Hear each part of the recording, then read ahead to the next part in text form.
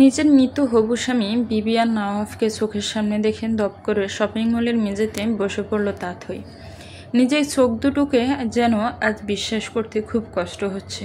মন মস্তিষ্ক আন্দোলন করে চিৎকার করে বারবার বলে উঠছে, না না, এ কিছুতেই হতে পারে না। আমার দৃষ্টি যা দেখছে সবটাই ভ্রম, নয়তো বিবিয়ান এর মতো দেখতো অন্য কেউ।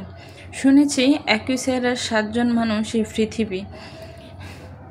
মানুষ এই গোল গাল পৃথিবীতে বসবাস করে। এ কিছুতেই বিবিয়ান হতে পারে না। তাথইয়ের অশান্ত মন আজ কিছুতেই যেন কোনো বুঝ মানছে না। নাইসাতেও টুপটুপ করে উষ্ণ নোনতা জলের ফোয়ারা ছুটল তাথইয়ের বড় বড় গভীর 2 নেত্র থেকে। সেই গভীর রক্ত ক্ষত ধীরে ধীরে সেরে উঠছিল। সময়ের সাথে সাথে তা যেন পুনরায় তরতাজা ভয়ানক হলো।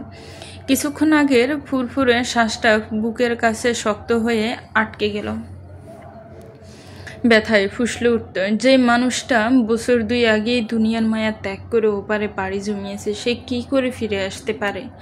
আমি তো নিজ চোখে মস্তিষ্কের প্রতিটা নিউরনে জাগ্রত হলো মানুষটির সাথে কাটানো কতগুলো সুখময় দিন, সেই আনন্দ ঘন মুহূর্ত আর বিবিয়ানের মমতা ভরা স্পর্শগুলো চিন্তা করে দিক বিদিক ভুলে চিৎকার করে ডেকে উঠল তাথই, বিবিয়ান।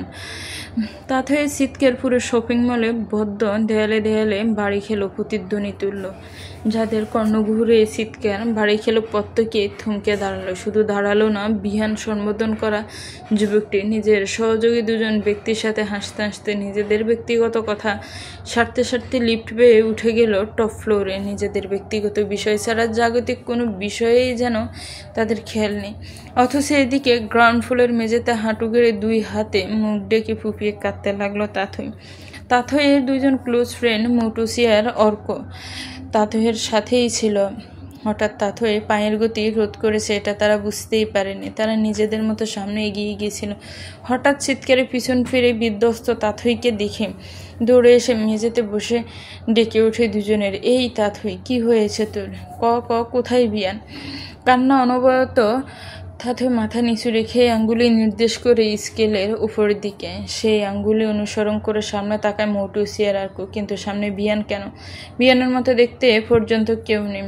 আশেপাশের মানুষগুলো অবাক চোখে ভ্রু কুঁচকে তাথইয়ের দিকে তাকিয়ে আছে। কেউ কেউ আবার ঠোঁট টিপে টিপে হাসছে, কেউ কেউ আবার তামাশা মনে করে পা চালানো শুরু করে দিয়েছে। অর্ক চারপাশে নজর বুলিয়ে তাথইকে জোর করে টেনে তুলে শপিং মলের বাইরে বেরিয়ে এলো। নিজের পা দুটো আজ তাথইয়ের সাথে দিল না। মৌটুসি আর অর্ক সিনদেহের ছোট তাথইকে এক প্রকার হাওয়ায় ভাসিয়ে বাইরে নিয়ে এলো। এরপর পাশেই একটা রেস্টুরেন্টে ঢুকে দ্রুত পানির বোতল নিয়ে তাথইয়ের দিকে ক্যাপ খুলে এগিয়ে দিল অর্ক। মেয়েটি পানি গেলার অবস্থাতেও নয়, চোখ দুটো যেন শ্রাবণের দ্বারা জলমলে কাঁধ পর্যন্ত কাটা চুলগুলো পুরো মুখে লেপ্টে আছে। ফর্সা ধবধবে মুখটা মুহূর্তেই কঠিন মলিনতায় চেয়ে গিয়েছে। চোখ দুটো ফুলে টসটস হয়ে উঠেছে, নাকের সরু ডগার গাল রক্তিমভাবে ছেয়ে আছে। নিজের ব্যাগ থেকে একটা ইলাস্টিক বের করে তাথইয়ের চুলগুলো আটকে দিল মৌটুসি। ব্যবসা গরমে শরীর ফ্যাস ফ্যাস হয়ে রয়েছে। মৌটুসি তাথইয়ের সামনে পানির বোতল ধরে অল্প পানি খাওয়াতে সক্ষম হলো। পরিস্থিতি কিছুটা দৃঢ় হলে আদুরে স্বরে মৌটুসি শুধালো, কোথায় বিয়ান ভাইয়া? মৌটুসির প্রশ্নে ছোট 2 হাতের উল্টো পিঠে চোখের জল মুছল তাথই। এরপর ফাঁকা শুকনো ডুব গিলে সিক্ত দুর্বল কণ্ঠে উত্তর দিল, ওটা বিয়ান নয়। বিয়ান হলে আমাকে এভাবে ফেলে চলে যেতে পারতো না। বিয়ান তো আমাকে নিঃস্ব করে এই দূর আকাশে চলে গিয়েছে। আমি ভুল দেখেছি। অর্ক চোখের ইশারায় মৌটুসিকে আর কথা না বাড়াতে অনুরোধ জানালো। চতুর মৌটুসি পরিস্থিতি আয়ত্তে আনতে বলে উঠল, আজ অনেক গরম, চল বাড়ি ফেরা যাক। এখানে কেমন দমবন্ধ লাগছে। মৌটুসির সাড়া পেতেই অর্ক বলে উঠল, তোরা বস, আমি গাড়ি নিয়ে আসছি। তপ্ত কাকডাকা দুপুর পেরিয়ে পড়ন্ত বিকেলের হাতছানি। সূর্যের প্রখর তেজ কমে গিয়ে কিছুটা নমনীয় হয়ে এসেছে। থেকে থেকে 2-1টা কাক দূরে কা কা করে চলছে। ঢাকা শহরের নিত্যদিনের চিত্র এসব। গাছপালাবিহীন শহরে সুমধুর পাখির ডাক চাইলে পাওয়া যাবে নাকি এখানে দাঁড় কাকের শেষ ভরসা। বিকেলে চা নাস্তার আয়োজন করেছেন মেহেরিন চৌধুরী। বাসার হেল্পিং হ্যান্ড চারু সব কিছু কাটাকাটি করে গুছিয়ে দিচ্ছে। মেহেরিন চৌধুরী চুলায় কড়াই বসিয়ে তেল ডালছেন। এমন সময় কলিং বেল বেজে উঠল। কলিং বেলের শব্দে মেহেরিন কিছুটা থেকে চারুকে বলে উঠলেন, দেখ তো চারু, এই সময় কে এলো। চারু উঠতে নিলে মেহেরিন তাকে থামিয়ে দিয়ে বলে উঠলেন, তুই বস, আমিই যাচ্ছি। গায়ের শাড়ি ঠিক করে দ্রুত পদে দরজার দিকে এগুতেই পুনরায় বেল বেজে উঠল। যাই একদম কারোর সহ্য হয় না। কিছু একটা বিরক্তি ফুটিয়ে দরজা খুলতে মেয়ের বিধ্বস্ত মুখশ্রী দেখে কেঁপে উঠলেন মেহেরিন চৌধুরী। তাথই তার এক মুহূর্ত দাঁড়িয়ে এলোমেলো পায়ে জীর্ণ মানুষের ন্যায় হেলেদুলে সিঁড়ি বেয়ে নিজের কক্ষের দিকে হাঁটা দিল। মেয়ের যাবার পানে তাকিয়ে চিন্তিত মুখে অর্ককে মিসেস মেহেরিন শুধালেন, ওর কি হয়েছে বাবা? তোমরা না কিছুক্ষণ আগেই বাইরে গেলে, এত দ্রুত ফিরে এলে যে? অর্ক চারপাশে নজর বুলিয়ে ব্যথিত কণ্ঠে বলে উঠল, হঠাৎই শপিং মলে বিমানের নাম ধরে চিৎকার করছিল আন্টি। বহু কষ্টে বাড়ি পর্যন্ত নিয়ে এসেছি, একটু খেয়াল রাখবেন। আমি যাই তাহলে। অর্ককে বিদায় জানানোর বাসা হারালেন মেহেরিন চৌধুরী। চোখের সামনে মেয়েটা ধীরে ধীরে শেষ হয়ে যাচ্ছে, অথচ মা হয়ে প্রতিনিয়ত এই দৃশ্য হজম করে যেতে হচ্ছে। তপ্ত শ্বাস পেলে তাথয়ের কক্ষের পানে এগুতে মেহেরিন চৌধুরী বলে উঠলেন, কোন পাপের শাস্তি আমার ছোট পুতুলের মতো মেয়েটাকে দিচ্ছ মাবুদ? এইটুকুন বাচ্চা মেয়ের অপরাধ কোথায়? কক্ষের ভারী দরজা সামান্য ভিড়িয়ে বিমানের একটা ছবি বুকে জড়িয়ে উপুর হয়ে শুয়ে আছে তাথই। দৃষ্টি ভেদ করে মোটা মোটা অশ্রুর কণা সমানে বাসিয়ে দিচ্ছে বিছানার মোটা চাদর। বারবার কানের কাছে ভেসে উঠছে সেদিনের সেই কণ্ঠস্বর, বিমান বেছে নেই, গাড়ি অ্যাক্সিডেন্টে মর্মান্তিক মৃত্যু হয়েছে, এমনকি চেহারা পর্যন্ত চেনার কোনো উপায় নেই। এমন সংবাদ নিজ কানে কোনো দিন শুনতে হবে তাথই যেন স্বপ্নেও ভাবেনি। বিমানের পুরো শরীর বিভৎস ছিল, লাশ শনাক্ত করাও কঠিন ব্যাপার হয়ে দাঁড়িয়েছিল সেদিন। হাতে থাকা নেভি ফোর্সের বাদামি ফিতার রক্তাক্ত ভাঙা গুঁড়ি দেখে তাথই নিশ্চিত হয়েছিল ওটা বিমান, কারণ গড়িটা দুদিন আগে সেই বিমানকে গিফট করেছিল। বিমানের 28তম জন্মদিন উপলক্ষে অনুভূতিহীন কলের পুতুলের ন্যায় বিছানা ছেড়ে উঠে দাঁড়ালো তাথই। এরপর ধীর পায়ে হেঁটে নিজের রিডিং টেবিলের সামনে এসে দাঁড়ালো। টেবিলের উপর সযত্নে রাখা কাঠের কারুকাজ কালো রঙের একটি ছোট বাক্স হাতে একে একে বের করে আনলো বিমানের ব্যবহার্য কিছু শেষ চিহ্ন। সেদিনের সেই রক্তাক্ত ভাঙাগড়ি কিছু ক্যান্ডি, চকলেট আর একটা রুমাল, প্রত্যেকটা জিনিসের রক্তের দাগ স্পষ্ট, কিন্তু সময়ের সাথে সাথে লালচে রক্ত ফিকে রং ধারণ করেছে। বিভিন্ন জিনিসগুলোর উপর হাত বুলিয়ে কান্না জড়িত চুমু খেলো তাথই। এরপর সে বাক্সটা বুকে জড়িয়ে ফুপিয়ে কেঁদে উঠল। আমি আজও আপনাকে বলতে পারিনি বিমান, আপনি আমার পুরো অস্তিত্বে মিশে আছেন। আপনাকে ভুলে গেলে আমাকেই যে আমার ভুলে যেতে হবে। আপনার শেষ স্মৃতি আঁকড়ে ধরেই আমি সারাটা জীবন বেঁচে থাকবে। এই পারে না হোক ও পারে ঠিক আপনাকে হাসিল করে নিব। বিশাল বড় পুরাতন এক গুদামঘর ঘরটি চারপাশ বিভিন্ন মালামাল আর ধুলোবালিতে পরিপূর্ণ। ধুলাযুক্ত মাকড়াসার বিশ্রী কালসে জাল ঘরটির প্রতিটি কোনায় কোনায় বাজেভাবে ঝুলছে। ভাঙা কাঠের আসবাবপত্রগুলো কেমন ছিটছিটে। ঘরটির ভেতরের গুমন গন্ধ এসে নাকে বাড়ি খাচ্ছে। সেই শান্তি উড়ন্ত ধুলাবালি হাঁচি কাশি সৃষ্টি করছে সমান তালে। পুরো পাশের দেয়ালে থাকা মাঝারি আকারে ভেন্টিলেটর ফ্যানটা গটগট শব্দ তুলে বিরামহীন ঘুরছে। কক্ষের উত্তপ্ততা কমানোর চাইতে অস্থিরতাই বেশি যেন বাড়াচ্ছে এই বেহুদা শব্দখানা। গুমার জানালাটির বলতে ছোট ছোট দুটো ফুটো, সেই ফুটো দিয়ে দিনের আলো প্রবেশ করে বললেই চলে। দিন দুপুরেও ঘরটিকে আলোকিত করার জন্য কৃত্রিম বাতির প্রয়োজন হয়, আর বাতি বলতে সেই হলুদ আলো ছোট তাপযুক্ত বাতিগুলো। এই বৃহৎ গুদামটি ঘর কম নরকই বেশি মনে হচ্ছে। ঘরটি দেখেই বোঝা যাচ্ছে বিশেষ কোনো দরকার ছাড়া ভুলেও কেউ কখনো পা মারায় না এখানে। গুদাম ঘরে ছাদের উল্টোপিটির হুকের সাথে মোটা ধুড়ি দিয়ে বেঁধে মাঝবয়সী এক লোককে উল্টো করে ঝুলিয়ে রাখা হয়েছে। শরীরে তার অসংখ্য মারের চিহ্ন, শরীরের বেশ কয়েক জায়গায় গভীর ক্ষত। সেই ক্ষত গড়িয়ে গড়িয়ে গাঢ় রঞ্জন বেরিয়ে শুকিয়ে জমাট বেঁধে রয়েছে। এই দুই একটা মাছি এসে এই জমাট রক্তে বনবন করছে। লোকটি হয়তো জ্ঞান হারিয়েছে, কারণ এহেন অসহনীয় গরম আর ভয়ানক পরিস্থিতির সেও চোখ বুঝে ঝুলে আছে নিশ্চিন্তে। পাশে স্টিলের একটা চেয়ারে হেলান দিয়ে আয়েসি ভঙ্গিতে দুই পা মিলে বসে আছে সুঠামদেহী এক যুবক। যুবকের গায়ে সাদা শার্ট খানা ঘামে ভিজে শরীরের সাথে ছেটে রয়েছে, যার দারুণ জিম করা শরীরে বলিষ্ঠ পেশিগুলো চোখ ভারিয়ে দিচ্ছে। দবদবে ফর্সা ক্লিন শেভ মুখোশ শেষে বিন্দু বিন্দু ঘাম জমে যুবকের সৌন্দর্য আরও হাজার গুণ বাড়িয়ে দিচ্ছে। খাড়া নাকের ডগায় জমা মুক্তার ন্যায় ঘর্ম ধানা অদ্ভুত সৌন্দর্যের সৃষ্টি করছে। কালো কুচকুচে গভীর ছাউনি যে কারো বুকের হৃদযন্ত্রের গতি বাড়াতে বাধ্য করবে। তবুও ঝুলে থাকা ব্যক্তি নির্বিকার। এত এত হেয়ালিপনা যেন সহ্য হচ্ছে না যুবকের। গলার মোটা গম্ভীর রাগী স্বরে আদেশ করল, ওর মুখে ফুটন্ত গরম পানি ছুঁড়ে মারো অভিক। বসায় আদেশ পাওয়া মাত্র নড়চড়ে উঠল অভিক নামের 29 বছর বয়সী ছেলেটি। এরপর সামান্য কাছুমাছু করে বলে উঠল, মুখ পুড়ে যাবে স্যার, ওর জন্য প্রতিনিয়ত আমার হৃদয় পুড়েছে। এবার ভেবে দেখো লোকটার যন্ত্রণা বেশি। আর কথা বাড়ালো না অভিক। সে জানে তার বস কঠিন হৃদয়ের পুরুষ, তাই বলে এতটা কঠিন এটা সে ভাবেনি। যদিও না ভাবার কিছুই নেই, এর চাইতে ভয়ানক কাণ্ড ঘটাতে দেখেছে এই মানবকে সে। কি হলো, সময় অপচয় একদম পছন্দ করি না, জানো না? ভাবনার রাজ্য থেকে বেরিয়ে কেঁপে উঠল অভিক। যাচ্ছে স্যার। পাশে আধভাঙ্গা ময়লাযুক্ত টেবিলের উপর ইলেকট্রিক কেটলিতে টকবগিয়ে পানি ফুটছে। সেই কেটলি সুইচ বন্ধ করে একটা স্টিলের মগে কিছু পানি ডাললো অভিক। এরপর সেই মগে সামান্য ফু দিতে এগিয়ে এলো। অভিকের বড়ে কাজকর্ম সবটাই পর্যবেক্ষণ করে লোহার ভারী পাইপটি ছুঁড়ে মারল যুবক। আচানক ভয়াবহ বিকট শব্দে এক প্রকার লাফিয়ে উঠল অভিক। এটা কি জামাই আদরের জায়গা? ড্যামেট স্যার, আপনার মতো অতটা অমানবিক হতে পারছি না। নিজের ক্রোধ চেপে রেখে বাঁকা হাসল যুবক। এরপর বাজ পাখির ন্যায় সো মেরে কীভাবে অভিকের হাত থেকে মগখানা নিয়ে ঝুলিয়ে রাখার লোকটির মুখে পানি ছুঁড়ে মারল। মুহূর্তে লোকটি চিৎকার করে উঠল। সেই চিৎকার বদ্ধ গুদাম করে দেয়ালে দেয়ালে বাড়ি খেয়ে প্রতিধ্বনি তুলে আরও ভয়াবহ শোনালো। নিজের দুই কান চেপে দৌড়ে নোংরা দেয়ালের সাথে ফিসকে দাঁড়িয়ে রইল অভিক। লোকটি চোখ খুলতেই যুবকের হাসি প্রশস্ত হলো।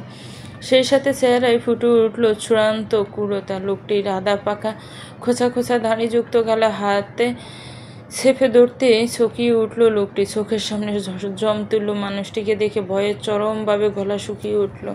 পানি চাইবার সুযোগ না দিয়েই যুবক হিসিয়ে শুধালো, বল, কার কথাই কাজ করেছিস?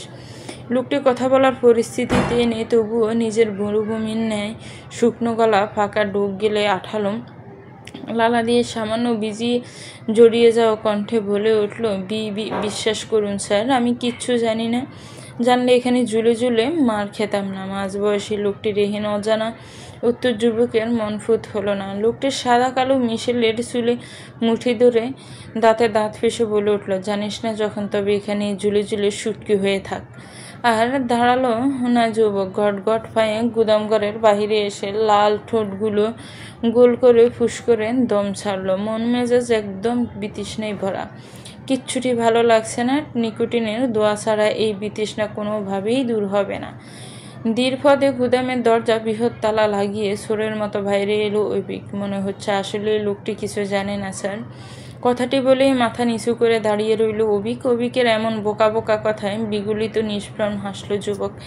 এরপর সিগারেটের ফিল্টারের লম্বা এক টান দিয়ে ঘন দোয়া উড়িয়ে কঠিন ব্যারিটোন স্বরে বলে উঠল, ও সব জানে অভিক, আমি কখনো কোনো নিরীহ মানুষকে আঘাত করি না। আর দাঁড়ালো না যুবক। নিজের বিলাসবহুল গাড়িতে উঠে সিটে মাথা এলিয়ে দিল। অসহনীয় গরমে মাথাটা প্রচণ্ড ঘুরছে। গুটি গুটি পায়ে অভিক এসে ড্রাইভিং সিটে বসে গেল। সেই সাথে গাড়ির এসি অন করে স্টার্ট দিয়ে সাই সাই গতিতে ছুটতে লাগলো। কোথায় যাব স্যার? মিনমিন করে শুধালো অভিক। হোটেলে চলো, আজ রাতের ফ্লাইটে নিউ ইয়র্কে ফিরে যাবে। এখানে দম বন্ধ হয়ে আসছে। দুই চোখ বন্ধ রেখে নিবি নিবি সরে বলে উঠল যুবক। নিজের মনে যথেষ্ট সাহস সঞ্চয় করে অভিক শুধালো, এই লোকটি তবে কি হবে স্যার? ও খুবই জঘন্য। এক অন্যায় করেছে অভিক, তার জন্য মৃত্যুই শ্রেয় ব্যবস্থা। শুকিয়ে কঙ্কাল হলেই ইকবাল এসে নিয়ে যাবে। আর কিছু জিজ্ঞেস করো না প্লিজ। তুই তাহলে ধরেই নিয়েছিস ও মরে যাওয়া ছেলের স্মৃতি বুকে নিয়ে বসে থাকবি, তাই তো? রাগে উচ্চস্বর কথাটি বলে তাথইয়ের পানে অগ্নি দৃষ্টিতে তাকিয়ে রইল এরিকের এহেন গর্জনে চুপ নির্ভয় রইল তাথয়ে। সে তার অবস্থাতেই বহাল, কিন্তু তাথয়ের এমন ঐক্য সহ্য হলো না এরিকের। পুনরায় হিস হিস করে বলে উঠল, ভালোই রেনকে বিয়ে করতে রাজি হয়ে যায়, নইলে আমার চাইতে খারাপ কেউ হবে না বলে দিলাম তাথই। ছেলে আমার খুব ক্লোজ ফ্রেন্ড, জন্ম বেড়ে ওঠা 2 অস্ট্রেলিয়াতে, ফ্যামিলি হাই সোসাইটি মেনটেন করে, বড় বড় বিজনেস ম্যাগনেটদের সাথে তাদের উঠা বসা, টাকা পয়সার কোনো অভাব নেই। যে মরে গেছে তাকে নিয়ে কিসের এত আধিক্যতা? আমি বিয়ানকে ভালোবাসি ভাইয়া, বিয়ানকে সরিয়ে অন্য কাউকে মনে জায়গা দেওয়া আমার পক্ষে কখনোই সম্ভব নয়। শক্ত কণ্ঠে উত্তর জানালো তাথইয়ের উত্তরটা যেন এরিকের মাথায় বজ্রপাতের ন্যায় ঠেকল। দিক বিদিক ভুলে গাল পেঁচিয়ে ঠাটি এক স্বর মেরে দিল তাথইকে। স্বরের তাল সামলাতে না পেরে ড্রয়িং রুমের মেঝেতে ছিটকে পড়ে গেল শীর্ণদেহে দুর্বল তাথই। এরিকের শক্ত হাতে স্বরে তাথইয়ের গালের চামড়া সহ যেন উঠে এলো, সেই সাথে আঙ্গুলে সাফি স্পষ্ট হলো, কিন্তু বিন্দুমাত্র শব্দ পর্যন্ত করল না তাতে। হঠাৎ শব্দে রান্নাঘর থেকে ছুটে এলেন মেহেরিন চৌধুরী। মেঝেতে মুখ থুবড়ে তাথইকে পড়ে থাকতে দেখে দৌড়ে এসে মেয়েকে জড়িয়ে ধরে এরিকের উদ্দেশ্যে চিৎকার করে উঠলেন, একেবারেই মেরে ফেল ওকে, অমানুষ্ক থাকার। ও তো এমনিতেই আদমারা হয়ে বেঁচে আছে, তুই না হয় ওকে পুরোপুরি মুক্ত করে দে এই যন্ত্রণা থেকে। মেয়েকে ফ্লোর থেকে তুলতে তুলতে কেঁদে ফেলেন মেহেরিন চৌধুরী। তার পেটে ধরা ছেলে যে এমন জানোয়ার হবে এটা যেন তিনি স্বপ্নেও ভাবতে পারেন না। সুযোগ ফেলে তাথইকে মেরে বসে মা মেয়ের এহেন নাটক যেন গায়ে আগুন ধরিয়ে দিল এরিকে। মেহেরিন চৌধুরীর পানে আঙ্গুল তুলে দাঁতে দাঁত পেশে বলে উঠল, তোমার মেয়ে তোমার লাইফেই মাথায় উঠেছে মম, আবেগ দিয়ে লাইফ চলবে? অবুঝ বয়সের ভুল বুকে চেপে কতদিন বেড়াবে সে আমিও তা দেখে নেব। সোজা আঙ্গুলি ঘি না উঠলে ঘি কীভাবে তুলতে হয় তা এই এরিক চৌধুরী ঠিক জানে।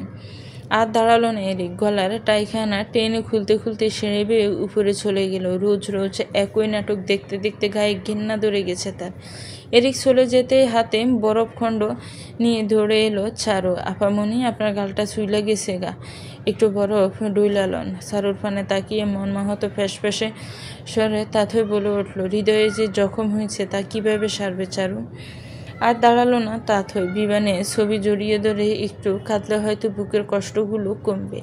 মানুষটাকে অনেক নালিশ জানানোর আছে, সে যাওয়ার আগে কেন আমাকেও সঙ্গে নিল না?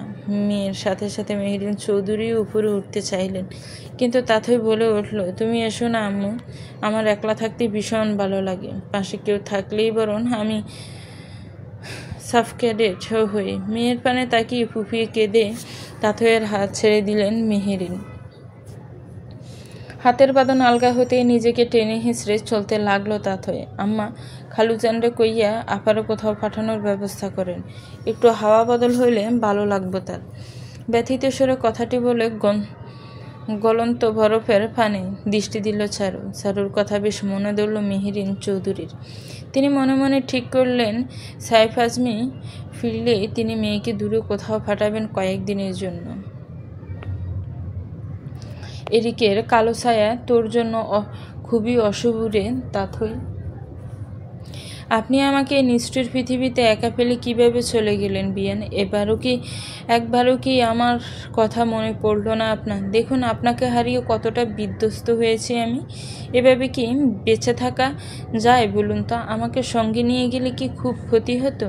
দেয়ালে টানানো বিশাল ফটো ফ্রেমে মাথা হেলিয়ে কপাল ঠেকিয়ে কান্না জড়িত সিক্ত কণ্ঠে কথাগুলো বলে যাচ্ছে তাথই। প্রতিদিন সে এত অভিযোগ অনুযোগ জানায় বিমানের কাছে, অথচ হৃদয়হীন মানবের ন্যায় চুপ করে তাথইয়ের পানে এক দৃষ্টিতে তাকিয়ে থাকে বিয়ান।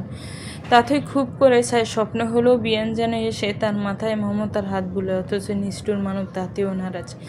দেখুন ভাইয়া, আজও আমাকে মেরেছে, শুধু আজ নয় প্রায় মারে, কিন্তু এগুলোতে আমার না একটু ব্যথা পায় না জানেন। আর ব্যথা পেলেই বা কি? ব্যথার স্থানে আদর ভুলানোর জন্য আপনিই তো নেই। শরীরটাও হয়তো বুঝে গেছে তাকে দেখভাল করার কেউ নেই, এজন্যই তো তা ধীরে ধীরে বোধহীন হয়ে যাচ্ছে। ব্যাপারটা খুব মজার, তাই না? বিয়ান এবারও নিচ্ছুক। ছবি কি কখনো কথা বলে? বলে না তো। তাহলে বিয়ানের ছবি কি রূপে কথা বলবে?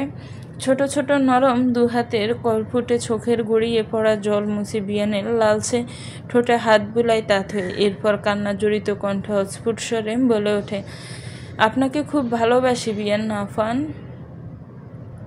সমগ্র পৃথিবী আমার বিপক্ষে গেলেও আপনাকে ছাড়া অন্য কাউকে গ্রহণ করা আমার পক্ষে সম্ভব হবে না। এই দেহ, এই মন, সব কিছুর একমাত্র হকদার আপনি। যেই মুখে আপনার নাম জপে জপে পাগল হয়েছি, সেই মুখে অন্য কারণ আমি কিভাবে কবুল বলবো? ওরা কেন আমাকে বুঝতে চায় না বলুন তো? আর কোনো কথা বলতে পারে না তাথই। ক্রমশ শরীর ভারী হয়ে চোখ বুজে আসছে, গলার কাছে বুকে জমানো কথাগুলো দলা পাখি আটকে আসছে। কান্নার দমকে সুরে ভীষণ ব্যথায় আনাগোনা বিবর্ণ এক বিভীষিকাময় জীবন। হঠাৎই অযত্নে পড়ে থাকা মোবাইল খানা বেসুরে বেজে উঠল। চোখের জল মুছে বিয়ানকে বাই জানিয়ে ফোনের কাছে এসে দাঁড়ালো তাতে। স্ক্রিনে মুটুসির নম্বর আর নাম জল জল করছে। প্রথম ড্রিম বিজে কেটে গেল ইচ্ছে করে তাতে ফোন তুলল না, কিন্তু পুনরায় সেই ফোন আবার বেজে উঠলো। এবার না চাইতো কিছু একটা বিরক্তি নিয়ে ফোন রিসিভ করলো তাথই। এরপর নিষ্প্রাণ কণ্ঠে শুধালো, কেন ফোন করেছিস? তাথইয়ের প্রশ্নে কিছুটা অপ্রস্তুত হলো মটুসি। এরপর সামান্য বনিতা করে বলে উঠল, ফাহাদ স্যার পরশুদিন নতুন পড়ানো চ্যাপ্টারের উপরে এক্সাম নেবেন। তুই এই কদিন একদম ওনার ক্লাসে অ্যাটেন্ড করিসনি। তুই তো জানিস উনি কতটা কঠোর। এছাড়া সামনে ফাইনাল এক্সাম আছে, একটু এদিক সেদিক হলেই আজে বাজে রিপোর্ট লিখে উনি। তাই বলছিলাম নোটসগুলো যদি নিতি। কথাগুলো বলে উত্তরের আশায় ফোনের এপাশে চুপ করে রইল মটুসি।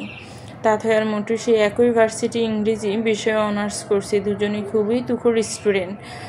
কিন্তু ইদানিং তাথই পড়াশোনাতে খুব একটা ভালো করতে পারছে না। যার জীবনের গতিরই কোনো ভিত্তি নেই, তার আবার পড়াশোনা কিসের? তবুও জীবনে বেঁচে থাকার তাগিদে একটু একটু প্রয়োজন পড়ে, নয়তো কবে তাতে এসব থেকে মুক্তি নিয়ে গৃহবন্দী করে রাখতো নিজেকে। লম্বা দীর্ঘশ্বাস পেলে তাতেই শুধালো, কোথায় আসতে হবে? এবার যেন মটুসির মুখে হাসি ফুটল। সেই হাসির রেখা দূরে রেখে তুষ্ট কণ্ঠে বলে উঠল, যে ক্যাফেটেরিয়া কোল্ড কফি তোর অনেক পছন্দ। আর কথা বাড়ালো না তাতে, অল্প করে নিবুসরে জানালো, ঠিক আছে আসছি। হোটেলের দবদবে সাদা নরম বিছানায় উপুড় হয়ে বালিশে মুখ গুজে শুয়ে আছে ফক্স নামের শক্তপোক্ত দেহের ছেলেটি। নামটা অদ্ভুত হলেও এই নামে বিদেশি বিজনেস ম্যাগনেটদের কাছে পরিচিত সে। হয়তো অত্যাধিক চতুরার উল্টে জন্যই নামটি তাকে দেওয়া হয়েছে, এমন বিশেষভাবে নামটি তাকে শ্যুট করে গেছে। বিছানায় এলোমেলো হয়ে পড়ে থাকা অত্যাধিক লম্বা ছড়া শরীরটা যে কারো নজর কাটতে সক্ষম। নিয়মিত জিম করার কারণে শেপ পেশিগুলো দৃষ্টিনন্দন আর স্পষ্ট। গায়ে থাকা হাতবিহীন ঢিলেঢালা ব্ল্যাক স্যান্ডো যুবকের বাহিক্য গড়ন খুব সুন্দরভাবে ফুটিয়ে তুলেছে। এই গরমে অসহনীয় ক্লান্তিতে এসি ছেড়ে আরামে গভীর নিদ্রা যাপন করেছে ছেলেটি। আচমকি ফোনের ভাইব্রেটে যুবকের ঘুমের বহুত হয় ব্যাঘাত হলো। ইচ্ছাকৃতভাবে কিছু সময় বিলম্ব করে চোখে মুখে একরাশ বিরক্ত ফুটিয়ে ফোনের স্ক্রিনে ঝাপসা নজর বুলালো। সেখানে লিসা নামটি স্পষ্ট। নামটি দেখেই যুবকের মাথায় আগুন ধরে গেল। শোয়া ছেড়ে দফ করে উঠে বসে ফোনের দিকে ক্রুদ্ধ দৃষ্টি তাকিয়ে রইল। এদিকে হাতের কাছে ভাইব্রেট হয়ে কেটে গেল কলখানা। ফোনটাকে দূরে সরে ফেলে আকর্ষণীয় রেক্টেঙ্গেলের শেপে মুখশ্রীখানা হাতে রাজকায় ডেকে ফসফস করে শ্বাস ছাড়ল যুবক। এরপর নিজের ঝলমলে শর্ট উল্ফ কাটিং চুলগুলো খামছে ধরে দাঁতে দাঁত পিষে গর্জে উঠল, ফাকিং ব্লাডি আমেরিকান বিচ! কবে বুঝবে আমি তোর প্রতি ইন্টারেস্টেড নই? বারবার ইগনোর করার পরও জ্বালিয়ে মারছে। পারলে যেন শুয়ে যায় এমন অবস্থা। সাদা চামড়ার মেয়েগুলো শালীন কম, বেহায়া বেশি। সেমলেস। মুখে আরও বিশ্রী বাজে কথা এলো, কিন্তু নিজেকে কন্ট্রোল করে সব গিলে খেলো যুবক। পর্যাপ্ত ঘুম না হওয়ায় রাগে মাথায় মগজ ছিড়বিড়িয়ে উঠল সহসায়। মাইগ্রেনের ব্যথাটাও ছাড়া দিয়ে উঠল মুহূর্তে। বিতৃষ্ণায় মুখ তেতো হয়ে উঠল। বার কয়েক পাকা ডোক গেলে শুকিয়ে আসে। গলাটা সামান্য ভিজিয়ে মনে মনে সিদ্ধান্ত নিলে ফিরে যাবার আগে কোথাও একাকী সময় কাটালে মন্দ হয় না। এখানে ফিরে আবার সেই একঘেয়ে ব্যস্ততা, দম ফেলার পুরুষটুকুও নেই। যেই ভাবনা সেই কাজ। বিছানা ছেড়ে উঠে দাঁড়িয়ে ফ্রেশ হবার জন্য ওয়াশরুমে ঢুকে গেল সে। এই মুহূর্তে একটা আইসড আমেরিকানও খুব প্রয়োজন। দুপুরের তেজি সূর্যটা বেশ মিইয়ে এসেছে। সারাদিনের ব্যবসা গরমটাও নেই। অল্প স্বল্প শিরশিরে হাওয়া বইছে ধরনের কোল ঘেঁষে। সারাদিনের কা কা করে গলা ফাটা নো দাঁড়কাকগুলো এবার একটু স্বস্তি নিচ্ছে। গায়ে একটা শ্রুতি থ্রি-পিস জড়িয়ে নিজের হ্যান্ডব্যাগ আর মোবাইল নিয়ে কক্ষ ত্যাগ করলো তাথই। নিজেকে সামান্য সজ্জিত করবার কোনো প্রয়াস বা করল না। সূচনার পূর্বে যার ফুলের ন্যায় জীবনখানা বেরং হয়ে গিয়েছে তার আবার কিসের সাজসজ্জা। ভেতরও গদগদ ক্ষত রেখে উপরে ভালো থাকার প্রলেপ লাগালেই বুঝি ভালো থাকা যায়। যে ভালো রাখবে, সৌন্দর্যের প্রশংসা করবে, সেই। কোথাও যাচ্ছিস বাবা? উদ্বেগ প্রকাশ করে ড্রয়িং রুমে সোফায় হেলান দিয়ে কথাটি শুধালেন মিসেস মেহেরিন। হ্যাঁ আম্মু, মোটিসি কিছু নোটস দেবে, আগামী পরশু নাকি সিটি আছে। আর এছাড়া ফাহাদ স্যার একটু অন্য ধরনের, একটু এদিক সেদিক হলেই রিপোর্ট কার্ডে উল্টো পাল্টা মন্তব্য করেন, তাই নোটসগুলো আনতে যাচ্ছি। নিষ্প্রাণ দীর কণ্ঠে কথাগুলো বলে দৌড়িয়ে রইল তাথই। তবু তিনি ছান মেয়ে বাড়ির বাইরে বাইরে ঘুরুক, ঘরের বদ্ধ কোণে বসে বসে ঘুমড়ে মরার চাইতে একটু বাইরের আলো বাতাস গায়ে মাখুক, যদিও মেয়েটাই একটু ভালো থাকে। কিন্তু তাথই নারাজ এসবে। আচ্ছা মা, আমি গেলাম। যাও বাবা, যতক্ষণ ভালো লাগে ঘুরে এসো, যাও। ঢাকার আকাশে বিকেল গড়িয়ে সন্ধ্যের আগমন হয়ে গিয়েছে। সারাদিনের ব্যস্ত নগরী যেন আরও ব্যস্ত হয়ে উঠেছে। সন্ধ্যা নামার সাথে সাথে চারপাশ রঙিন আলোয় ভরে উঠেছে। দিনের সাধারণ সৌন্দর্য যেন রাতে আরও 1000 গুণ বৃদ্ধি পেয়েছে। ক্যাফেটেরিয়ার চেয়ারে হেলান দিয়ে কফি জার সামনে নিয়ে বসে আছেন তাথইর সামনে বরাবর মৌটুসি বসে বসে কফির স্ট্রোতে অল্প চুমুক দিচ্ছে, আর নোটসগুলোর কোথায় কোন প্রবলেম আছে তা বিজ্ঞান ন্যায় তাথইকে বুঝিয়ে দিচ্ছে। আই হোপ অল্প বুঝিয়ে দিলেই তুই বুঝবি, তবুও এক রাতে এত বড় চ্যাপ্টার কমপ্লিট করা সম্ভব নয়। তবে তুই চিন্তা করিস না, আমি ঠিক কাভার করে নেব তোকে। মৌটুসির কথায় শুকনো হাসলো তাথই। মৌটুসি আর অর্ক না থাকলে তাথই হয়তো এতদিন সারভাইভই করতে পারত না। মানুষ দুটির চূড়ান্ত ভালোবাসা আর ভরসা যুক্ত হাত তাথইকে এই পর্যন্ত বাঁচিয়ে নিয়ে এসেছে। বাপ আর ভাই তো কবে হাত ছেড়েছে, শুধু মা আর বন্ধুরা সহানুভূতি দেখিয়েছে, তাথইকে বুঝতে চেষ্টা করেছে। আচ্ছা, আমি কি সত্যি সাইফ আজমির সন্তান? এরিক কি আমার মায়ের পেটের ভাই? তবে তারা আমি প্রতি এতটা নিষ্ঠুর কেন? কি রে, কি ভাবছিস এত? মৌটুসি ডাকে ধ্যান ভাঙল তাথই। নিজেকে ধাতস্থ করে তাথই বলে উঠল, তোকে অনেক থ্যাঙ্কস মৌটুসি, তুই না থাকলে আমার স্টাডি কমপ্লিট করা সম্ভব হতো না। তুই আমার জীবনে বিশেষ কেউ। সৃষ্টিকর্তা আমার থেকে মূল্যবান সম্পদটা ঠিকই কেড়ে নিয়েছে, কিন্তু বিনিময়ে তোকে আর অর্ককে দিয়ে গেছে। অর্কের কথা মনে পড়তে মৌটুসি দ্রুত নিজের ফোন থেকে অর্কের নম্বরে ডায়াল করলো। কিরে, আসবি না নাকি? তাথই কি সারা রাত এখানে বসে থাকবে তোর জন্য? আরে এসে গেছি, আর 2 মিনিট, তাড়াতাড়ি আয় বুদ্ধু। মৌটুসি লাইন কেটে দিয়ে কিছুক্ষণ উস্কুস করে শুধায়, সামার ভ্যাকেশনে যাবি? অনেকদিন কোথাও যাওয়া হচ্ছে না, এছাড়া বাড়িতে বসে থেকেও বোর হচ্ছি, চল কোথাও থেকে ঘুরে আসি। এরই মাঝে হন্তদন্ত হয়ে অর্ক ক্যাফেটেরিয়ার ভেতর প্রবেশ করে দ্রুত পা চালিয়ে মৌটুসির পাশে এসে দপ করে বসে গেল। বসে মৌটুসির কফি জার থেকে ডক ডক করে কোল্ড কফি খেতে লাগলো। মৌটুসি কিছু বলতে যাবে তার আগে অর্ক বলে উঠল, চিল্লাস না, একটা খেয়েছি, 2টো কিনে দেব। বাইরে প্রচণ্ড গরম, গলা শুকিয়ে কাঠ হয়ে গিয়েছে, কত দূর থেকে তোর ডাকে এসেছি জানিস? বাপরে! কথা বলতে বলতে হঠাৎই অর্কের নজর গেলে তাথইয়ের গালের দিকে। ফর্সা মলিন গালটিতে 4টা আঙ্গুলের ছাপ স্পষ্ট, সেই সাথে 2টো আঙ্গুলের জায়গায় কালছিটে দাগ পড়া। দেখে মনে হচ্ছে উপরের পাতলা চামড়াও উঠে গেছে। চোখের মুখে কাতরানো ফুটিয়ে অর্ক আহত স্বরে জানতে চাইল, এ অথই, তোর গালে এটা সরে দাগ না? কে মেরেছে তোকে এভাবে? অর্কের প্রশ্ন কিছুটা অপ্রস্তুত হলো তাথই। কাঁধে ছড়ানো চুলগুলো দিয়ে কোনো মতে গাল ডেকে বলে উঠল, ও কিছু না, এমনি পরে গিয়ে একটু লেগেছে আর কি। তাথইয়ের পানে সন্ধিহীন দৃষ্টিতে তাকে মৌটুসি বলে উঠল, ভাইয়া তোকে আবার মেরেছে? সে কি আদৌ তোর মায়ের পেটের ভাই? সত্যি করে বলতো। লাস্ট সেমিস্টারের আগেও না উনি তোর হাত ভেঙে দিয়েছিল? চূড়ান্ত অবাকতা আর আহত কণ্ঠে কথাটি শুধালো অর্ক। লজ্জায় তাথইয়ের মাথায় নিচু হয়ে যাওয়ার উপক্রম। নিজের পরিবার সম্পর্কে এমন কথা কেউ জানা মানে নিজের সম্মান খোয়ানো। কিন্তু এরিক মাঝে মাঝে এমনভাবে তাথইকে আহত করে যা চেপে রাখবার কোনো উপায় থাকে না। তাথইকে কেন সে দেখতে পারে না এটাও বেশ অজানা। হাজার হোক বোন তো হয়। তাথই কিছু বলতে যাবে তার আগে কাজভাঙ্গা ছুটছুট শব্দে সকলে পাশের টেবিলের দিকে নজর দিল। পাশেই বসে একটি যুবক, সঠিক বয়স অনুমান করা যাচ্ছে না, মাথার কালো রঙের ক্যাপটা অর্ধেক চেহারা ডেকে রেখেছে। এতটুকু অনুমান করা যাচ্ছে যুবকটি বেশ বলিষ্ঠ। তারই দবদবে বৃহৎ হাতে থাবার ভেতর ভারী কফির জারটা ক্র্যাশ হয়েছে। এখানে তার হাতের মুঠোয় ভাঙা জারের টুকরো গেঁথে রয়েছে, সেগুলো থেকে সুইয়ে সুইয়ে রক্ত ঝরছে। লালচে ঠোঁট আর দাঁতের ক্রুদ্ধতা স্পষ্ট। থুতনিটা থরথর করে কাঁপছে। হঠাৎই পুরো ক্যাফেটেরিয়া মানুষের কানাকানিতে মুখরিত হয়ে উঠল। একজন ওয়েটার দৌড়িয়ে এসে বিনয়ী হয়ে শুধালো, এনি প্রবলেম স্যার? জারের টুকরা হাতে চেপে ধরে ওয়ালেট থেকে এক মুঠো টাকা বের করে টেবিলের উপর রেখে হনহন করে বেরিয়ে গেল যুবক। যুবকের যাবার পানে তাকিয়ে অর্ক আর মৌটুসু বলে উঠল, এ কেমন অদ্ভুত মানুষ রে বাবা! ইচ্ছে করে কেউ এমন করে? উত্তপ্ত গ্রীষ্মের দিন পেরিয়ে গভীর রাতের হাতছানি, নিস্তব্ধ নিগুড় অন্ধকার রাত, অসীম আকাশের বুকে জ্বলতে থাকা তারারাও বোধ হয় ঘুমিয়ে গিয়েছে। মৃদুগন্ধ বাতাসে তাথইয়ের কক্ষের ডোটা টুংটাং শব্দে মূর্ছা তুলেছে। খোলা কলুং বেলেন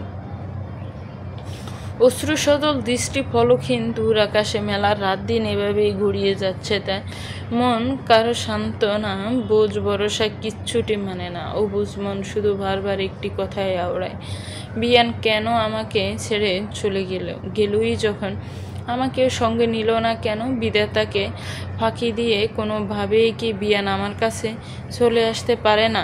তাথই জানে এসব কথা সম্পূর্ণ ভিত্তিহীন, কিন্তু কল্পনা করতে মন্দ কি? এমন মিরাকেল তো কখনো হয়েও যেতে পারে। বিয়ানের সাথে কাটানো কিছু সুমধুর স্মৃতি মনে করতেই ফুপিয়ে কেঁদে উঠল তাথই। সেই কান্না খোলা আকাশ আর মৃদু বাতাসে মুহূর্তে মিলিয়ে গেল। আর একটিবার আমার বুকে ফিরে আসুন প্লিজ। কথা দিচ্ছে একদম বুকের ভেতর লুকিয়ে রাখবো। কেউ জানবে না, কেউ দেখবেও না। খুবই যত্ন করে রেখে দেব, প্রমিস। আরেকটা বার আমার মাথায় স্নেহের হাত বুলিয়ে বলুন, ভালোবাসি তাথই। আপনাকে ছাড়া আমি যে আর শ্বাস নিতে পারছি না বিয়ান।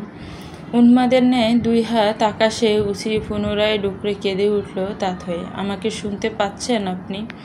আপনাকে ছাড়া ভালো নেই আমি। আপনি বড়ই নিষ্ঠুর, কঠিন হৃদয়ের মানব। একটা বার এসে আমাকে জড়িয়ে ধরলে কি হয় বিয়ান? তাথাইয়ের ছোট হাত দুটোকে অপেক্ষা করে বিশাল আকাশ ছিঁড়ে সশব্দে উড়ে গেল একটি এরোপ্লেন। সেই ধীর গতির এরোপ্লেনের দিকে এক দৃষ্টিতে তাকিয়ে আহত স্বরে তাথই বলে উঠল, সবাই চলে যাও, কেউ ফিরে আসে না। রাত কত গভীর হয়েছে তাথই জানে না। সে শুধু জানে বিয়ানের ছবিটা একবার জড়িয়ে ধরে বুকের ভেতর জ্বলে ওঠা আগুন কে নিভাতে হবে। ধীর পায়ে ব্যালকনি ছেড়ে নিজের কক্ষে এসে লাইট নিভিয়ে দপ করে শুয়ে পড়ল তাথই। বালিশের নিচ থেকে বিয়ানের ছোট ছবিটা বের করে বুকে জড়িয়ে সিক্ত কণ্ঠে বলে উঠল, শুভ রাত্রি মিস্টার নওয়াব। আজকে না গেলেও পারতেন স্যার। সেই তো প্রতি মাসে কারি টাকা খরচা করে এখানে আসেন। প্রতি মাসে না আসে একবারে বেশি সময় নিয়ে থেকে গেলেই তো পারেন। ছোট ছোট কথাগুলো বলে কানে হেডফোন গুঁজল উবিং। বারবার এত দূরে জার্নি করতে করতে তার জীবন তেজপাতা হয়ে গেছে। আগে যদি জানতে পারতো এই লোকের চক্করে পড়লে এত অদ্ভুত জিনিস ফেস করবে, তবে তাহলে আয়ারল্যান্ডে গিয়ে একাকী বসে থাকতো, তবু এই লোকের সংস্পর্শ আসতো না। অবিকের কথায় তাচ্ছিল্য হাসল ফক্স। এরপর ঠোঁট কামড়ে নিষ্প্রাপ কণ্ঠে বলে উঠল, অস্তিত্বহীন জীবনের মানে তুমি কি বুঝবে? এখানে তো আমি মানসিক শান্তির জন্য আসি, কিন্তু শান্তির বদলে বারবার হৃদয়ে রক্তক্ষরণ হয়। সেই রক্তাক্ত হৃদয় নিয়ে আবার ফিরে যায়। কবে মিলবে এই যন্ত্রণা থেকে মুক্তি? নিজেকে নিজেই প্রশ্ন করে কোনো উত্তর পায় না যুবক। শুধু এক দৃষ্টিতে নিজের হাতের দিকে তাকিয়ে থাকি। কিছু সময় অতিবাহিত হতে তপ্ত শ্বাস ফেলে বিমানের সিটে মাথা হেলায়। অনেক লম্বা সফরে একটু বিশ্রাম প্রয়োজন। আরও কত লম্বা পথ হাঁটতে হবে কে জানে। মনে মনে কথাগুলো ভেবে চোখ বুঝল যুবক। চোখের পাতা বন্ধ করতেই চোখের সামনে ধরা দিল অনিন্দ সুন্দর এক কোমল মতি, ধবধবে ফর্সা, ছোট পাতলা গর্ণন মুখশ্রী, বড় বড় কুচকুচে মনি যুক্ত লম্বা পাপড়িয়ালা চোখ, কি গভীর তাদের ছাউনি, টনটনে ছোট নাক, গোলাপি ঠোঁট, আর ঠোঁটের নিচে কুচকুচে কালো এই ছোট তিলটা। হাসিতে নয় যেন তীরের পালা, একদম বুকে এসে বিধে পুরো মুখশ্রী জুড়ে রাজ্যের মায়া। কত চঞ্চলা দুষ্টু সেই মেয়েটি, যাকে ভালোবেসে নাম দেওয়া হয়েছিল তিলোত্তমা, যাকে আজীবন খুশি রাখার প্রতিশ্রুতি দেওয়া হয়েছিল, কিন্তু নিমিষে ভঙ্গ হলে সেই কঠিন প্রতিশ্রুতি। আর ভাবতেই পারে না যুবক। নিজেও কানে হেডফোন গুঁজে নিজেকে অন্য দিকে বাইভার্ট করার বৃথার চেষ্টা করে, কিন্তু যার অস্তিত্ব শরীর পুরোটা জুড়ে ছলাকলা করেও কি তাকে ভুলে থাকা যায়? পূব আকাশে টকটকে লাল সূর্যটা হালকা মাথা ছাড়া দিয়ে জানান দিল এখন ভোর হয়েছে। কিছুক্ষণ আগে রাতের সকাল কালিমা দূর হয়ে মৃদু আলোয় ছটক দেখা যাচ্ছে। পাশের প্রকাণ্ড আম গাছের পাতার ফাঁক থেকে দুই একটা টুনটুনি লাফিয়ে বের হয়ে কিচকিচ গান তুলেছে। ঠান্ডা সমীকরণ, মিষ্টি সুবাসা, স্নিগ্ধ প্রকৃতি। ফজরের নামাজ আদায় করে কোরআন নিয়ে বসেছিল তাতে। সকলের নির্মল ইবাদতটাই তাকে সামান্য প্রশান্তি দেয়। এরপর দিনটা সব একই যন্ত্রণায় কাটে। সৃষ্টিকর্তার কাছে তার নিজের জন্য কিছুই চাইবার নেই। তার চাওয়া পাওয়া যা কিছু আছে সব বিয়ানকে ঘিরে। হে মাবুদ, তুমি বিয়ানকে ভালো রেখো, শান্তিতে রেখো। যদি ওকে কোনো কষ্ট দেবার মর্জি হয় তবে সেটা আমাকে দিও। নিজের প্রার্থনা শেষ করে কিছু সময় বই নিয়ে বসলো তাথই। বারবার মনোযোগ ছুটে যাচ্ছে, তবুও ধরে বেঁধে মনের সাথে দ্বন্দ্ব চালিয়ে মস্তিষ্কে জয়ী করলো। কখন ঘড়ির কাঁটা তরতর করে 7-এর ঘর পেরিয়ে 8-এর ঘরে ঠেকলো তাথই টেরই পেল না। অনেক দিন ভার্সিটিতে যাওয়া হয় না, আজ একবার ক্লাস অ্যাটেন্ড করা প্রয়োজন। বই ফেলে ফ্রেশ হয়ে চটচট রেডি হয়ে নিল তাথই। এরপর প্রয়োজনে নোটস, ডায়েরি, কলম আর বই নিয়ে কক্ষ ত্যাগ করলো। ডাইনিং টেবিলে মুখোমুখি বসে আছেন সাইফ আজমি আর তথই। বিজনেস ট্রিপ থেকে গত রাতেই ফিরেছেন তিনি। সাইফ আজমি বাড়িতে না থাকলে তাথই সবচেয়ে বেশি খুশি হয়। লোকটির মধ্যে বাবা বাবা কোনো গন্ধে নেই, সবসময় কেমন একটা গা ছাড়া ভাব। নিজের বাবা রেহেন আচরণে তাথই প্রথম খুব কষ্ট পেত। যখন বিয়ান এলো তখন সব কষ্ট ভুলে সুখের লহরীতে বাসতে লাগলো তাথই। কিন্তু সেই সুখ বেশি দিন কপালে সহ্য হলো না। বিয়ান চলে গেল খুবই মর্মান্তিকভাবে। বিয়ান যাবার পর তাথই নিজেকে অনেকটাই গুটিয়ে নিয়েছে। প্রয়োজন ছাড়া কক্ষ থেকে খুব একটা বের হয় না বললেই চলে। নিজের জীবন নিজের খুশি মতো চালাবে, এটাই তোমার লাস্ট ডিসিশন, তাই তো? ড্রয়িং রুমের সকল নীরবতা খাবার খেতে খেতে ভঙ্গ করলেন সাইফ আজমি। কর্কশ স্বরে প্রশ্নটি করে পুনরায় খাওয়ায় মনোযোগ দিলেন। এই বিষয়ে অনেকবার কথা হয়ে গেছে বাবা, আমি এভাবেই ভালো আছি। মাথা নিচু করে চিকন নিচু স্বরে সাবলীল উত্তর জানালো তাতে। স্বার্থপরের মতো শুধু নিজের দিকটাই ভাবলি? আমরা যে গর্তে পড়ে আছি আমাদের চোখে দেখতে পাস না? হিস হিস করে কথাটি বলে তাথয়ের পাশে চেয়ার টেনে বসে গেল এরিক। তাথয়ের পানে ক্রূর নজর বুলাতে গালের কালশিটে দাগ গেল স্পষ্ট নজরে। সেই দাগ দেখে বাঁকা হেসে বলল, দেব নাকি আরেক ডোজ? এরিকের রেহেন আগ্রাসী কথায় টলমল জল এসে বের করলো তাথয়ের নেত্র সমুদ্রে। মাথা নিচু করে পলক ঝাপটিয়ে সেই জল বিন্দু রোধ করে তাথই বলে উঠল, আমার দেরি হয়ে যাচ্ছে পাপা। সাইফ আজমি তাথইয়ের পানে শক্ত নজর বুলিয়ে বলে উঠল, এরিক যা বলেছে তাতে রাজি হয়ে যাও, নইলে আমার সাথে খারাপ আর কেউ হবে না। মেহেরিন চৌধুরী সবটাই অবলোকন করে আর চুপ থাকতে পারলেন না। নিজের স্বামী সন্তান সুযোগ বুঝে এভাবে রূপ বদল করবে তা তিনি গুণাক্ষরও টের পাননি। যদি পাতেন তবে দীর্ঘশ্বাস তপ্ত শ্বাস লুকিয়ে প্রতিবাদী স্বরে বলে উঠলেন, আর কত খারাপ হবে তোমরা? অবশিষ্ট কি কিছু রেখেছ? সবই তো করেছ। মেহেরিনের চিৎকারে নিজের ক্রোধের নিয়ন্ত্রণ হারালেন সাইফ আজমি। স্ত্রী নামক মানুষটার এত ভালো মানুষই তার সহ্য হলো না। টেবিলের উপর থাকা সবজির বাটি মেহেরিনের দিকে ছুঁড়ে মেরে সাইফ আজমি বলে উঠলেন, এই মুহূর্তে কারো বকবক শুনতে রাজি নই আমি। বেশি বার বাড়লে চিরতরে শেষ করে দেব। বেহুদা মেয়ে মানুষ কোথাকার। ধোয়া ওঠা সবজির উত্তপ্ততা শরীরের অনেকটা চলসে গেল মেহেরিন চৌধুরী, কিন্তু মুখে টুস শব্দ পর্যন্ত করলেন না। ঠোঁটো ঠোঁট চেপে শুধু শক্ত হয়ে ঠায় দাঁড়িয়ে রইলেন। তাতে নিজের মায়ের রেহেন নিগ্রহ দেখে চেয়ার টেনে উঠে দাঁড়িয়ে ফুপিয়ে কেঁদে উঠল। এরপর গায়ের সবজি ঝাড়তে ঝাড়তে বলে উঠল, আমার হয়ে আর কথা বলো না আম্মু, আমি নিজেকে সামলে নিতে পারবো, কিন্তু তোমার কিছু হলে আমি নিজেকে ক্ষমা করতে পারবো না। নিজের অবস্থানে বহাল থেকে মেহেরিন শক্ত কণ্ঠে বলে উঠল, ক্লাসে যাও তাতেই সময় চলে যাচ্ছে। মেহেরিনের ফানে তাকিয়ে এরিক দাঁতের দাঁত চেপে চিবিয়ে শুধালো, এত নাটকবাজ কবে থেকে হয়েছ মম? তোমাকে যেন চিনতেই পারছি না। স্ত্রীর পানে তাকিয়ে সাইফ আজমি মুখ বেঁকিয়ে তাচ্ছিল্যে হাসলেন। এরপর ক্রোধ মিশ্রিত কণ্ঠে বলে উঠলেন, যত সব আদিক্ষেতা, মা মেয়ে কান খুলে শুনে নাও, এই বাড়িতে থাকতে হলে আমার কথাকে শেষ কথা মেনে নিয়ে থাকতে হবে, বুঝতে পেরেছ? আমি কি বলেছি? আগামী মাসে ভিসা ফাস্টফুড করে দেব, অস্ট্রেলিয়ায় গিয়ে রেনের সাথে থাকবে। সেনা জানা হলে বিয়ে করতে অসুবিধা কোথায়? ছেলের লাখে একবার ছেলেটিকে হাতের মুঠোয় করতে পারলে আমাদের ইন্ডাস্ট্রি তর করে উপরে উঠে যাবে। ছেলেটি তোমাকে দেখে নিজে প্রস্তাব দিয়েছে। এত ভালো সুযোগ যদি হাতছাড়া হয়ে যায়, মা মেয়ে দুজনই ভুগবে। আমাকে আরো কঠোর হতে বাধ্য করো না, নিজেদের ভালো চাইলে রাজি হয়ে যাও। কথাগুলো বলে পরোটা ছুঁড়ে ফেলে গটগট পায়ে রেবে উপরে উঠে গেলেন সাইফ আজমি। ভালো মানুষের খোলস এতদিন পরে থাকা যায়, একদিন না একদিন তো বিছড়ে রূপখানা বেরিয়েই আসবে। সাইফ আজমি চান না তার এই রূপ প্রতি কারো আঙ্গুল তুলুক। একজন তুলতে চেয়েছিল, কি হাল হয়েছিল তার। এক সপ্তাহ টিকতে পারেনি তার ভয়ানক থাবার তোপে। স্বামীর যাবার পানি ঘৃণাপূর্ণ নজরে তাকিয়ে মেহেরিন চিৎকার করে উঠলেন, এখনো কেন দাঁড়িয়ে আছিস? তুই ক্লাসে যা। তাথই মেহেরিন চৌধুরীকে যেন আজ তাথই চিনতে পারছে না। এরকম কঠিন কণ্ঠে কখনো কথা বলেননি তিনি। তবে আজ কেন? নিজের চোখের জল মুছে ধীর পায়ে বাইরে বেরিয়ে এলো তাথই। আজকাল চোখ দুটো যেন একটু বেশি শিখতে হচ্ছে। কিছু হলে জল খসে পড়ে। সকালের নির্মল রূপে যে স্বস্তিটুকু মিলেছিল মুহূর্তে, তা যেন বিষাদে রূপ নিল। খসে পড়া জল দ্বারা মুছে তাথই ডেকে উঠল, রহমান চাচা। নিউ ইয়র্কে পৌঁছে হাত ধুয়ে কাজে লেগেছে অভিক আদনান।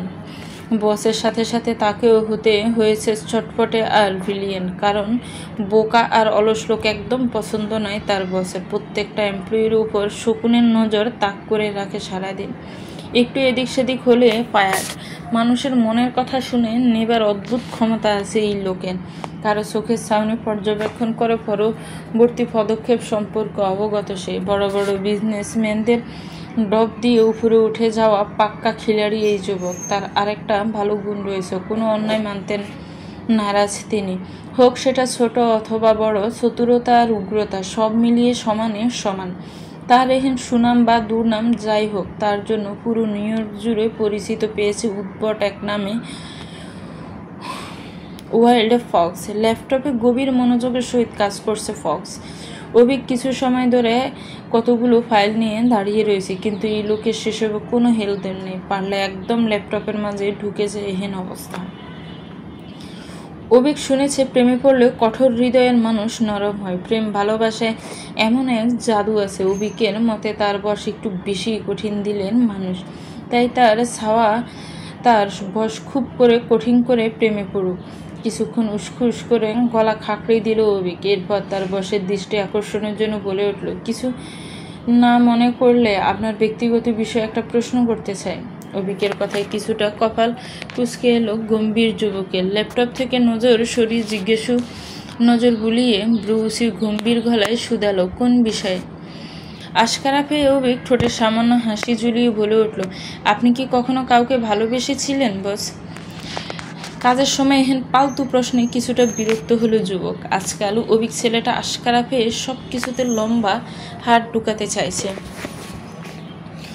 অভিকের থেকে দৃষ্টি সরিয়ে ল্যাপটপের কিবোর্ডে খটখট করতে করতে যুবক ভারী কণ্ঠে বলে উঠল, বেশি ছিলাম আর এখনো বাসি। দিনের আলো ফুটিয়ে ধরণীতে রাতের কালিমা নেমেছে বহু আগে। পুরো আকাশটা কালচে মেঘে খুব করে ডেকে আছে। শিরশির ঠান্ডা বাতাস বয়ে যাচ্ছে দীর্ঘ সময় ধরে। মাঝে মধ্যে লালচে মেঘ ফুঁড়ে সামান্য বিজলির চলকানি দেখা যাচ্ছে, সবকিছু নীরব স্তব্ধ। হয়তো বৃষ্টি আসবে। থেকে থেকে আদুরে নেড়ি কুকুরগুলো করুণ স্বরে গেউ গেউ করে যাচ্ছে, নয়তো ক্ষুধায়, হয়তো যন্ত্রণায়। অন্ধকার কক্ষে ফাঁকা মেঝেটায় ফাঁকা ছড়িয়ে বসে বিছানায় মাথা হেলিয়ে রেখেছে তাথই। বহু চেষ্টা করেও সে ঘুম যেন অক্ষিফটে ধরা দিচ্ছে না আজ। বেলকনির দবদবে সাদা রাঙা পাতলা কার্টের ছিল বাতাসে নানান তুলে দিচ্ছে। সেই কার্টুনের দিকে তা এক দৃষ্টিতে তাকিয়ে রয়েছে তাথই। হঠাৎ ঝিরিঝিরি দৃষ্টির ওটা পড়তে আরম্ভ করলো। মুহূর্তে বিদ্যুৎ হকচকিয়ে হালকা বৃষ্টি ভারী বর্ষণের রূপ নিল। নিজের এলোমেলো হাত দুটো কোনো মতে পায়ের উপর গুটিয়ে চোখ বন্ধ করলো তাথই। বৃষ্টির সাথে পাল্লা দিয়ে নেত্র গড়িয়ে খসে পড়লো অশ্রুকণা। সেই সাথে দৃষ্টিতে ধরা পড়লো বছর ছাড়াক আগে শিহরণ জাগানো স্মৃতি।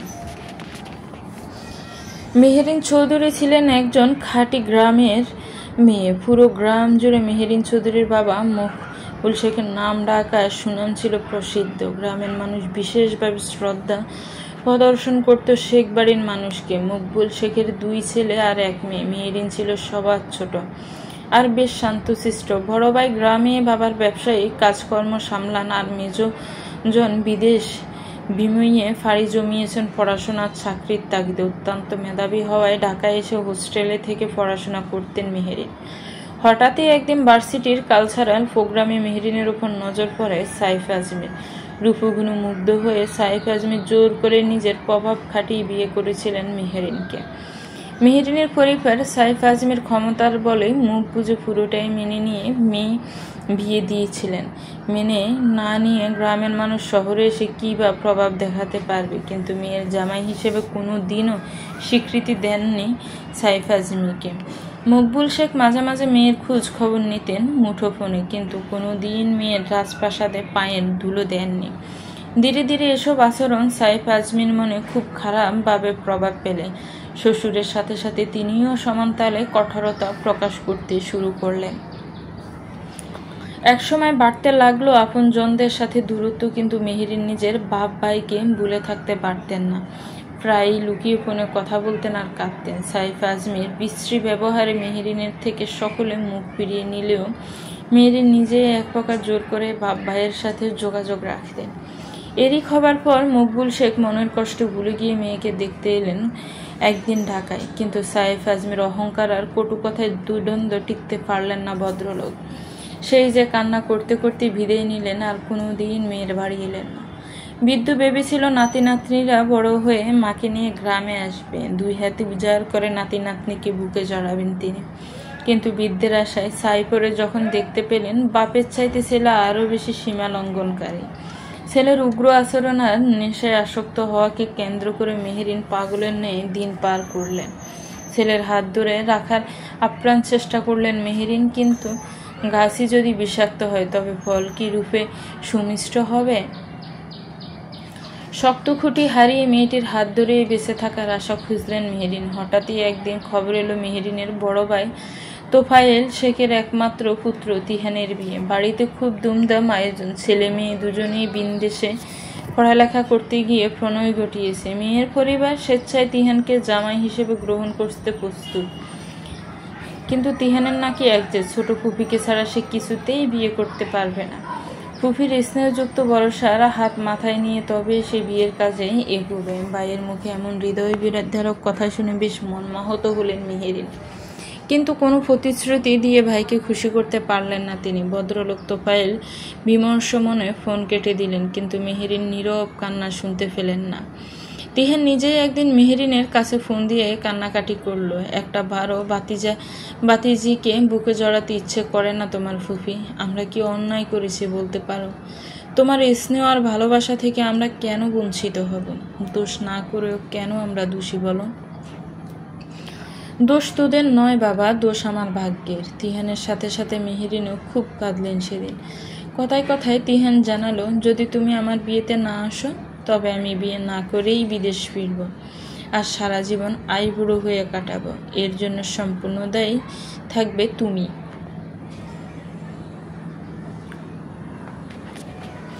তিহানের কথায় বেশ কষ্ট পেলেন মেহেরিন। আদরের ছোট ভাতিজাকে সান্ত্বনার বাণী শুনিয়ে প্রতিশ্রুতি দিয়ে ফোন কাটালেন মেহেরিন।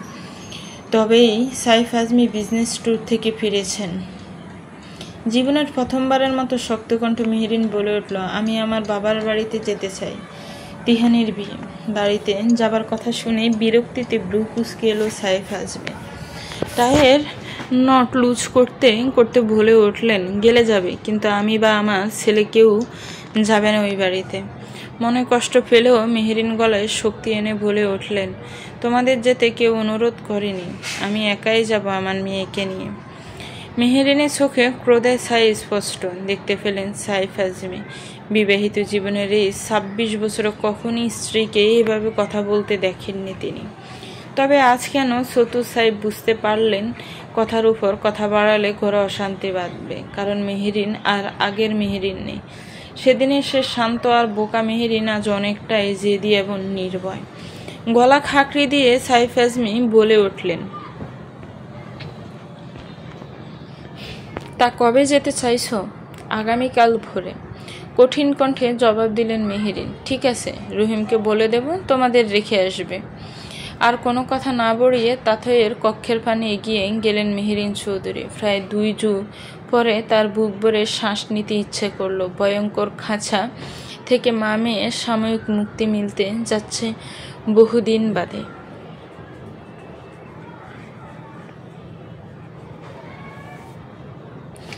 নিজ ঘরে পড়াশোনায় ব্যস্ত তাথই ম্যাট্রিক পরীক্ষা দরজায় কড়া নাড়ছে। এমন সময় ঘুরে বেড়ানো মানে নিজের পেছনে নিজেই কঞ্চিওয়ালা বাঁশ গুজে দেওয়া, কিন্তু মুক্তির স্বাদ কে না চায়।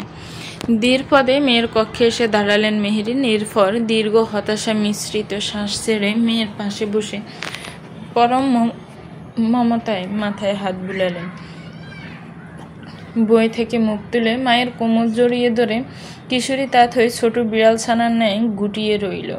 মেয়ের নিষ্পাপ মুখের পানে তাকিয়ে মেহেরিন জর্জর করে উষ্ণ ফেলেন। এরপর কাপা সিক্ত কণ্ঠে শুধালেন, প্রাণ ভরে শ্বাস নিতে চাস?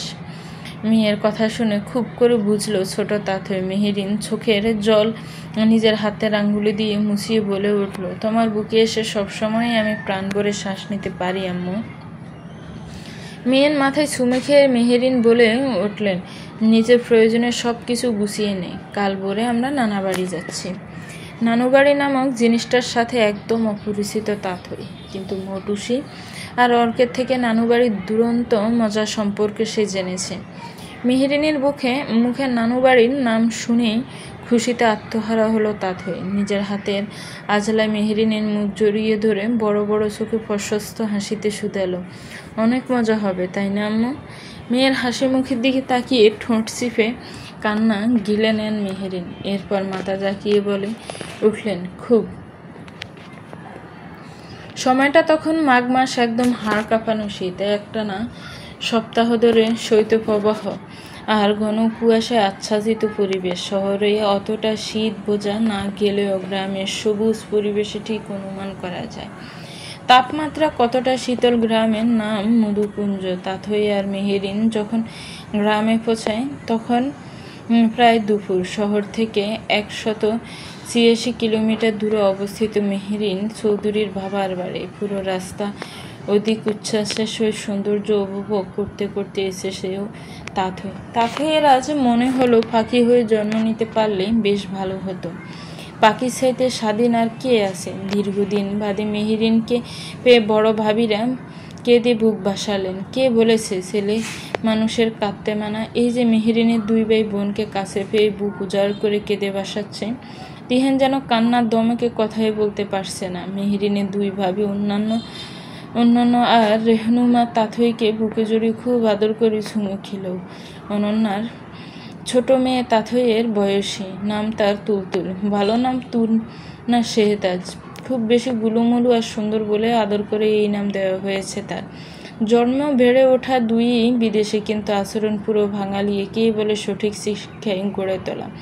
পুরো কৃতিত্ব অবশ্য তার বাবা মায়ের। সেই তুলতুলে নিজের শীর্ণ বাহুতে তাকে জড়িয়ে ধরে বলে উঠল, তুমি আমার বোন, এসো তোমাকে জড়িয়ে ধরে আত্মিক শান্তি মিটে। বৃদ্ধ মকবুলকে বয়সের জীর্ণতা এখনো সেভাবে ছুঁতে পারেনি। মিয়ার নাতনিকে বুকে জড়িয়ে অবুঝের ন্যায় কেঁদে বলে উঠলেন, শহরে পড়তে পাঠিয়ে চিরদিনের জন্য তোকে হারালাম রে মা, আজ চাইলেও তোকে বুকে জড়াতে পারি না। আম্মা বলেন, ডাকতে পারি না। নিজের কান্না থামিয়ে নিজেকে শক্ত প্রমাণ করে মেহেরিন বলে উঠল, কেউ কাঁদবে না তোমরা, এখানে তোমাদের খুশি দেখতে এসেছি আমি। অশ্রু দিয়ে কেন বরং করছো আমাকে? আমি যে প্রাণ ভরে শ্বাস নিতে এসেছি এখানে, দয়া করে আমাকে কেউ ব্যথিত করো না। মেহেরিনের কথার অর্থ সকলেই বুঝে নিজেদের অশ্রু রোধ করার চেষ্টা করলো, কিন্তু যে আবেগ বছরের পর বছর ধরে জমেছে সেই আবেগ চাইলেই কি দমানো যাবে? দিনের আলো ঘোরানোর সাথে সাথে প্রকাণ্ড উঠানো জানালা হলো কাঠের আগুন। সেই আগুনের চারপাশ ঘিরে চেয়ার টুল পাতা হলো। সকল আনন্দ আজ মেহেরিনার তাথইকে ঘিরে।